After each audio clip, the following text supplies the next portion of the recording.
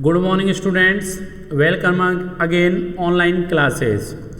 Dear students, हमारा जो lesson चल रहा था 12th क्लास इंग्लिश कंपलसरी का दी रेट रैप, उस रेट रैप के फर्स्ट पार्ट में मैंने आपको उसकी पूरी समरी बताई, डिटेल्ड समरी बताई।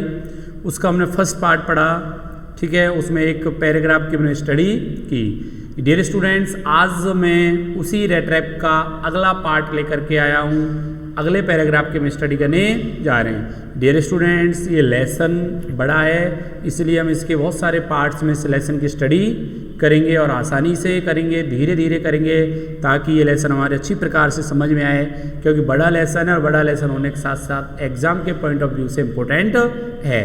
तो स्टार्ट करते हैं the rat trap. As you know, जैसे कि आपको पता है कि इसका जो राइटर है वो कौन है, सेलिग्मा लेगर रॉब।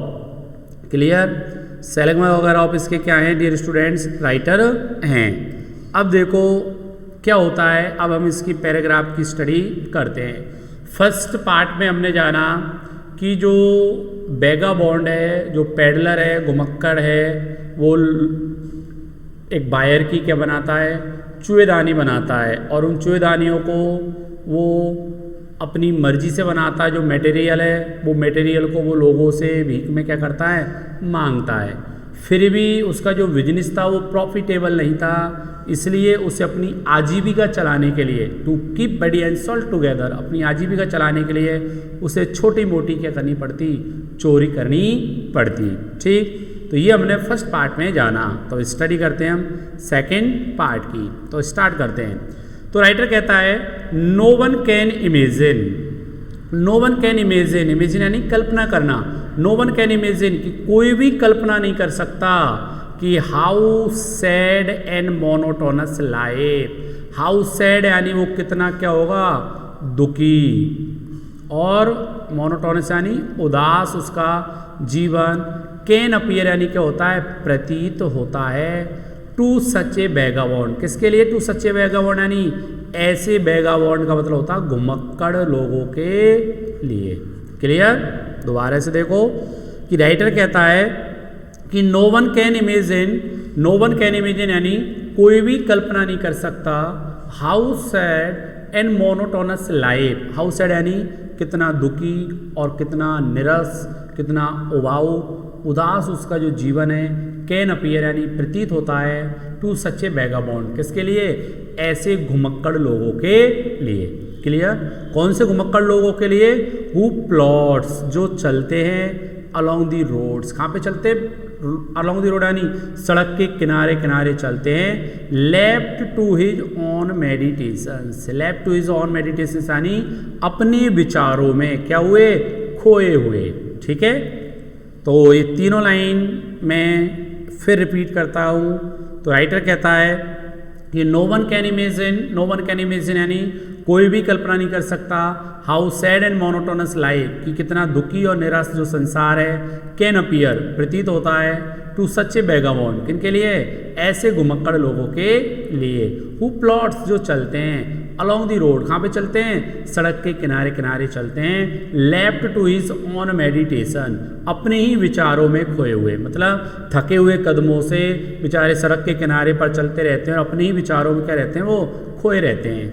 अब एक दिन क्या होता है, राइटर कहता है वन डे, वन डे यानी वट, वन डे एक दिन, दिस मैन यानी यह जो व्यक्ति था, कौन सा, रेट रैप पेडलर, ये जो चूहेदानी वाला व्यक्ति था, हैड फॉलन फंस गया, into A line of thought, किसमें फंस गया, into A line of thought यानी एक विचार में फंस गया। ठीक है, मतलब वन डे, वट किंतु, वन डे एक दिन, दिस मैन यह जो व्यक्ति है, कौन, चूहेदानी वाला, had fallen into line of thought, had fallen line of thought यानी मतलब एक विचार में पड़ गया, या इसको एक विचार आया। तो अचानक एक दिन इसके माइंड में एक विचार आया, विच रियली सीन, विच यानी जो, रियली सीन वास्तव में प्रतीत हुआ, टू हिम उसके लिए, एंटरटेनिंग, कैसा प्रतीत हुआ, एंटरटेनिंग यानी मनोरंजनकारी प्रतीत हुआ। ठीक है, कैसा प्रतीत हुआ, मनोरंजनकारी क्या हुआ, प्रतीत हुआ। He had naturally been thinking, he यानी वह हैड नेचुरल यानी स्वाभाविक रूप से, सामान्यतः बीन थिंकिंग सोचता था, ऑफ हिज रेट रैप, ठीक है, वो सामान्यतया अपनी चूहेदानियों के बारे में क्या करता था, सोचता था।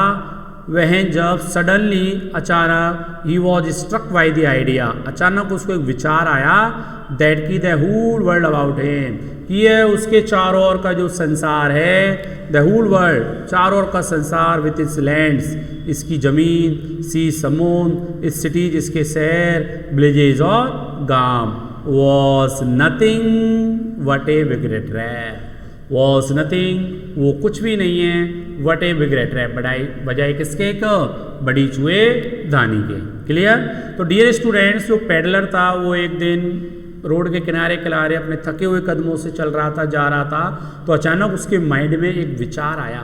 और क्या विचार आया कि the world, the whole world, की जो संपूर्ण क्या है, संसार है, विथ इज लैंड्स, इसकी जो लैंड्स है, इसके जो सीज है, सिटीज, शहर हैं, एंड विलेजेस, और क्या है, गांव है, वॉज नथिंग, वो कुछ भी नहीं है, what a big red trap, यानी क्या है, एक बड़ी चूहेदानी है। क्लियर, यहाँ तक क्लियर। आगे देखो, आगे राइटर कहता है it had never excited for any other purpose, और ये कभी भी दूसरे उद्देश्य के लिए प्रलोभित नहीं करता than to set baits for people, यह लोगों को वेट्स प्रलोभित करता फॉर पीपल, किनको, लोगों को। इट ऑफर्ड, ये ऑफर करता है रिचेज, रिच यानी पैसा, जॉय आनंद, शेल्टर शरण, एंड फूड भोजन, हीट गर्माहट, एंड क्लॉथिंग, और क्या, कपड़ों के लिए। मतलब कि जिस प्रकार से चूहेदानी जो होती है, एक रेड ट्रैप जो होती है, चूहेदानी होती है, उसमें हम कुछ डाल लेते हैं, उसमें जैसे हमने पनीर डाल दिया